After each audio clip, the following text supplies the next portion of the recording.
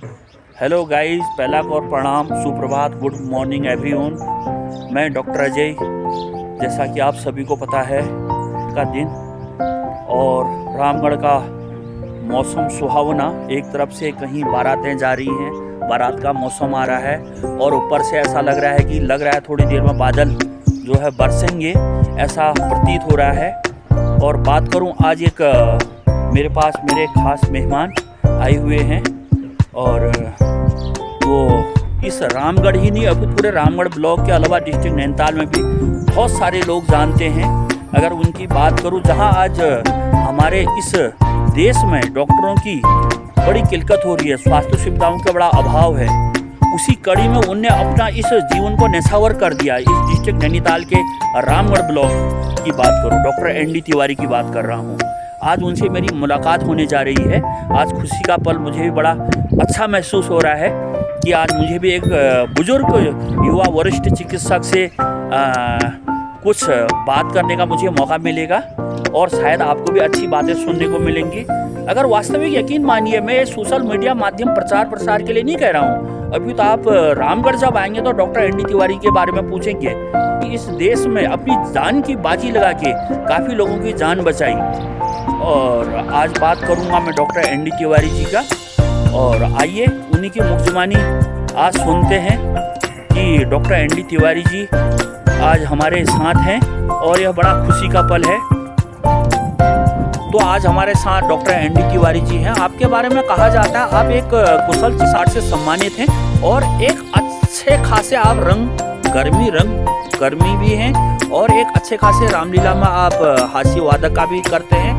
और सुना हुआ है आपके बारे में कि जब भी इस रामगढ़ में मैं आया तब मैंने सुना था कि आप एक ठीक ठाक सा यहाँ पे सबसे पहले अगर रामलीला में कोई सुसेन बैत का काम यहाँ पे पाठ चलाया तो आपके द्वारा ही चला।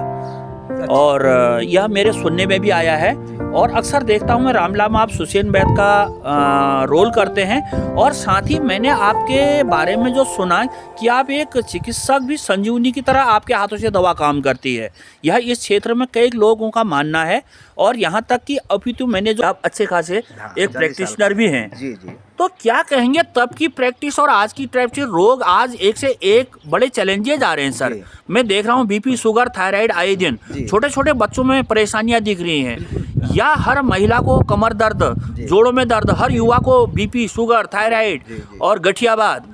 और मैं देख रहा हूँ बहुत सारे ऐसे पेशेंट हैं, आपने तो मरते हुए को बचाया है, तो मैंने कैंसर आम बात होगी, इसके पीछे क्या कारण बताएंगे आप? एक मेन कारण ये है कि भोजन व्यवस्था जो हमारी होती है, जी जी जी, तो वो भोजन व्यवस्था से ही ये बिलोंग करता है जी। क्योंकि हमारे पास जो घरेलू पहले से जी। अब बात बताऊं कि मैं जी, 82 से जी। मैं मुझे जो जानकारी है कि घरों जी। की फसलों में, घरों की सब्जियों में, हाँ। घरों के फलों में आज तक कोई इस तरह की बीमारी नहीं थी। अच्छा। अब ये आए हुए 8-10 साल से ही इस लोकल में जो इस तरह की बीमारियां हो रही हैं, ये केवल यहीं तक जा रही हैं कि घरों में लोगों का अपना रुझान नहीं है जी, उस फसलों में रुझान नहीं है, उन फलों में रुझान नहीं है, वो सिर्फ बाजार का खाना चाहता है और उसकी प्योरिटी जो है वो चली गई है। और ये जी जी जी जी, मतलब आपका कहने का मतलब है कहीं ना कहीं फर्टिलाइजर भी आज जो हम लोग फसलों में डाल रहे हैं ये नुकसान कर रहा है और इसकी वजह से बीमारी उत्पन्न हो रही है और उसकी वजह से आने वाले जो बच्चे हैं ये और ज्यादा ग्रसित होंगे। जी जी जी, तो उनके लिए अभी से इंजेक्शन बन गए हैं, तो वो आगे जाके क्या करेंगे? मुझे तो यही सोचना है कि वो बच्चे आगे जाके क्या करेंगे, कैसे डेवलप करेंगे। तो इसको सुधारने के लिए हम सब ने यहाँ पर मिल करके एक जागृति जनता के अंदर बनानी है, जिससे कि बच्चों का भविष्य, उनके स्वास्थ्य पर विशेष ध्यान रखा जाए, तो ये अभी कम भी हो सकता है। अच्छा सर, आपने करीब से देखा है, वो समय देखा है जिस समय में हम पैदा नहीं हुए होंगे, और वो वक्त देखा है आपने, तब की प्रैक्टिस देखी, तब की चिकित्सा पद्धति देखी, तब की चिकित्सा पद्धति देखी, तो आप क्या कहेंगे तब की चिकित्सा पद्धति में और आज की चिकित्सा पद्धति में क्या अंतर देख रहे हैं आप? चिकित्सा पद्धति उस समय की ये थी, उसमें परहेज बहुत ऑटोमेटिक हुआ करता था। जी जी जी जी, अगर परिवार में कोई बीमार पड़ रहा है तो उनके जो गार्जियन होते हैं वो ऑटोमेटिक उनके लिए उसी तरह का भोजन बनाते थे और वही उसी को खाता भी था। बॉयल वाटर वहाँ पर बॉयल वाटर उनके लिए रखा जाता था, वही पीते थे। आजकल तो डॉक्टर भी नहीं बता रहे हैं परहेज। जी बिल्कुल बिल्कुल बिल्कुल, वो भी नहीं बता रहे हैं। अधिकतर आपसे या मेरे से पूछते होंगे या पूछते भी हैं तो कि मैं परहेज क्या करूं, वहाँ सब खाओ।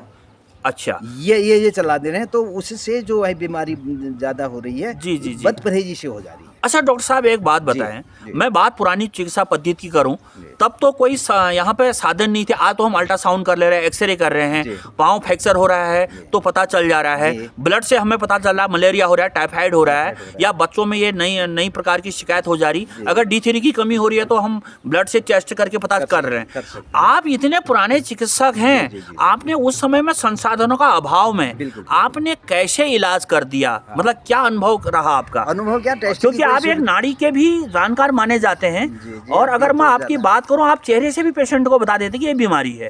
तो ये सब तजुर्बा कैसे और कहाँ और क्या रहा? नहीं कहाँ क्या रहा बता रहा हूँ मैं। 82 से डॉक्टरों के अंडर ही रहा, तो के साथ साथ यहाँ दुकान में। कहने का मतलब आपने मेडिकल कॉलेज की भी पढ़ाई की है, बहुत बढ़िया, एक खुशी की बात है इस क्षेत्र के लिए। देखिए अपना ज्ञान समेटने के लिए आपका तो सर ये मेन चीज तो यही है। हमारे काश्तकार जो यहाँ पर भाई हैं वो अधिक फर्टिलाइजर का यूज करते हैं। गाय भैंस वगैरह आदि घरों में दूध होता नहीं है, दूध नहीं होता है तो खाद नहीं होती है, तो इसलिए जो फसलें आ रही हैं, जो हमारी जो नए अनाज उग रहे हैं, फल उग रहे हैं, तो उनमें वो स्वादिष्ट भी नहीं है, पहले जैसा स्वाद भी नहीं रह गया है। तो वैसे ही हमारा गाय का दूध भी आजकल आप देख रहे हैं उनमें फैट की मात्रा बिल्कुल 0 हो चुकी है। तो वो डाइट बच्चों को या अपने और मरीज को क्या मिल पाएगी? बाजार में दूध उपलब्ध है नहीं, बाहर से दूध आ रहा है, तो हर चीज बाहर से होने पे तो कोई जागरूक इस तरह का काश्तकार हो जो घर में इस तरह की अपनी सुविधाओं को बनाए और वो अगले के काम भी आए। जी। तो इसी और अंत में क्या कहेंगे सर आप हमारे यही है लोगों के लिए जिससे वो स्वस्थ रहें? हाँ, स्वस्थ का तो यही है कि समय से उठना सबसे मेन चीज है।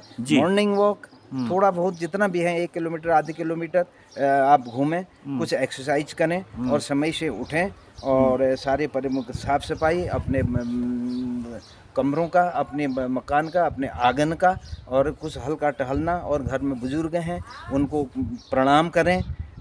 और ये भी एक, क्योंकि आशीर्वाद भी बुजुर्गों का बहुत जरूरी है। जी। बगैर आशीर्वाद के हम आगे नहीं बढ़ पाएंगे। कोई भी है, अगर हम अपने बुजुर्गों को हाथ जोड़ते हैं मॉर्निंग पर, तो हमारे बच्चे भी जोड़ेंगे। हम ही नहीं जोड़ रहे हैं तो बच्चे तो क्या सीखेंगे?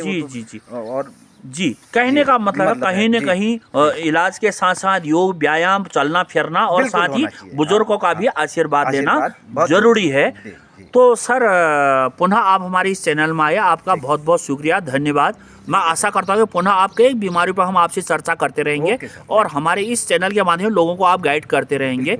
आप आए, पुनः आपका हार्दिक स्वागत, धन्यवाद। Thank you sir.